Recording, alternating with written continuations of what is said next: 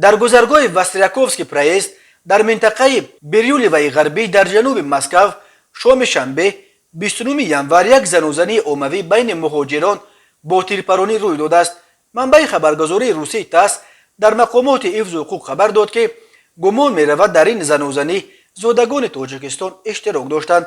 در خود زنوزنی حدود 15 نفر شرکت کردند، ولی پلیس بعد این مناقشه 66 نفر را دستگیر کرده است. خبر داده است امصوبت تاس در رابطه با این حادثه با اتهام افباشی با استفاده از سلاح پرونده جنایتی باز کردند. مقامات پلیس چند نفر را به جوابگری ماموری کشانده 3 نفر را در رابطه با پرونده افباشی بازداشت کردند. خدمات مطبوعات پلیس مسکو گفت مناقشه در زمینه معیشی صورت گرفته است و کارمندان پلیس به جای حادثه رسیده از زنوزنی که تازه اوج می گرفت پیشگیری کردند. تابستان سال 2021 در شهرهای روسیه یک سلسله زنوزنی های گروهی با اشتراک مهاجران صورت گرفت.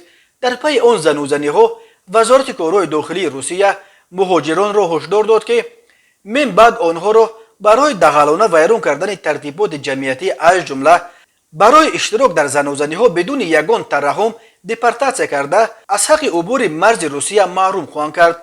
ماه دکامبر پلیس روسیه اثبات داد که الکی بیش از 400 مهاجر خارجی را محض برای اشتراکشان در زنوزنی ها از کشور اخراج کردند.